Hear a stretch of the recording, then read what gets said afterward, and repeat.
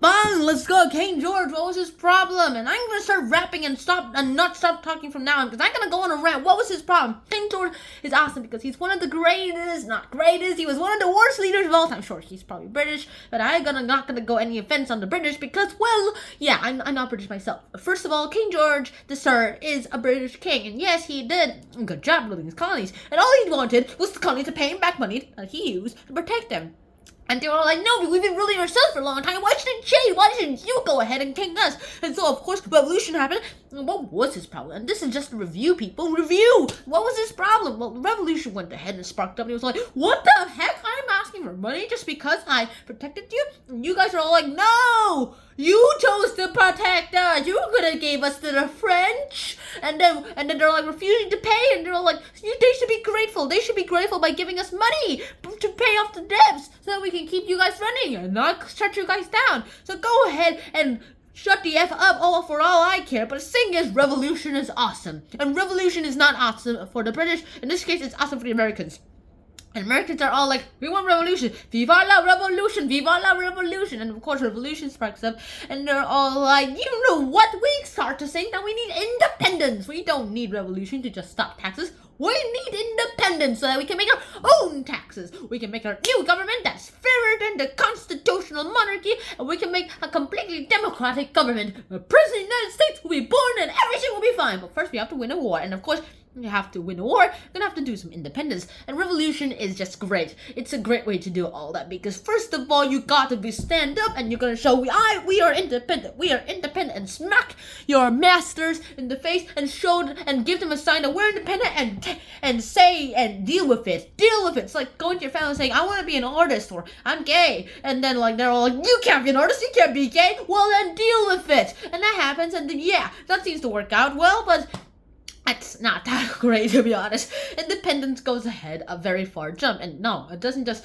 it doesn't mean you'll have to sign a piece of paper. You can't just declare independence. I mean, watch this. Alright, Sean Han, now say the studio, this whole home is Sean Han land. See, nothing happened. And the thing is, even though nothing seemed to happen, there's a lot of things that could happen when you just sign a piece of paper, and lots of people agree to it. Meaning that if you're the only one who agrees that this place is Sean Han land, then that doesn't actually mean anything. But if millions and millions of people agree that this is Seonhan land, then they'll be all like, yeah, independence! Except for the fact that I don't have 1 million subscribers or even a 1,000 for the matter of fact. Right now I'm stuck at 207, and so yeah, I gotta need 1 billion likes to actually create this as Seonhan land. But hey, just going back to the topic of the American Revolution, what was this problem anyway? I mean, King George, you have to look on the perspective of both sides. On the American side, they're all like, we've been ruling ourselves for so long, and we want to say no the same way. It's like a spoiled kid goes ahead and says like, can we like not pay you back some money? Can we like not say thank you to you every time you do it? Can we be disrespectful to you? And they're all like, what? No, we took care of you all the time. It's like just a kid, your kid suddenly rises up against you being rebellious. And then the British are the founder, and they're all like, we were the ones who nurtured you. We were the ones who make your birth. So you actually owe us a lot, to be honest. You owe us much more than just that piece of money. It's like that, except it's less than that because first of all, it's bigger. Second of all, it's a bunch of people, and third of all, not all of them were actually babies from Britain. Yeah, and that happens, and boom, boom, boom, colonies turn into something else. Well, first of all, you're gonna let me start talking to you about the 3 phases of colonization. Presented to you by Kurt Kasak. Thank you, Kurt Kasak, those German birds. Anyways, Kurt Kasak, the first step of colonization is to go ahead and scout out stuff.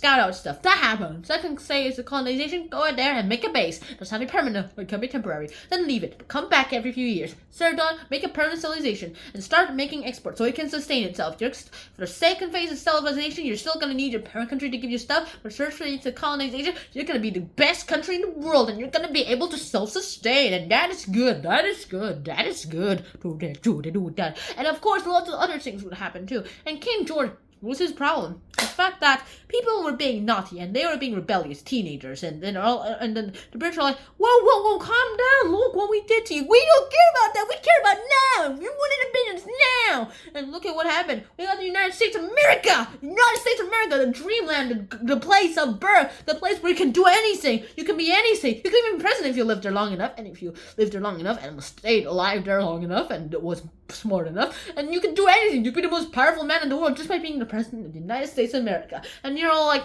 hey, all right, okay. But nowadays, this president of the United States of America is actually doing some weird things. I mean, sure, I do approve of Biden. Of like doing some restrictions on AI and other things too. I don't actually think about I'm not gonna say anything about the Israeli and Palestinian wars though, because I have zero idea what that's going on.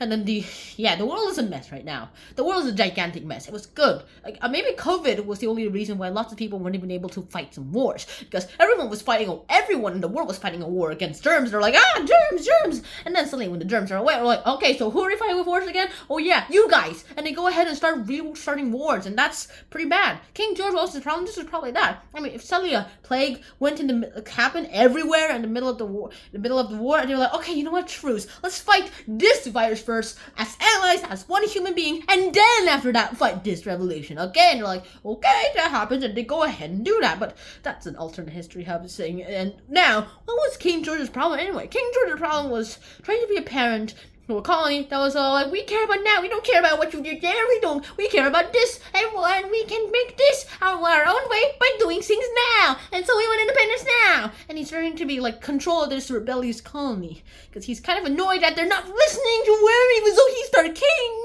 And then he goes ahead, and of course lots of things are happening, and then King George, and what was his problem? Well, this is a good book, and why should you read this book? It's because you should read this book for one main reason. It's the stuff that textbooks do not let you. It's written by a textbook writer who starts all like, okay, you know what? I want to write stories that are not textbooks. And so, right, and yeah, it was awesome. It was a good, and you should give this book a chance. It tells a story that his bosses would not let him write in textbooks or he would get fired. And he was able to turn all this twisted into something that was his own way.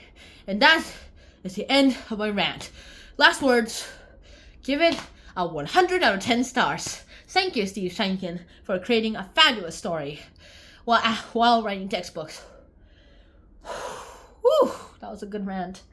Hope to see you guys soon. Until next time, Shana out. Peace. Whew. What are you still doing here? Go do your own rant. Bye. Where is Silly? Bye. Okay, I'm going.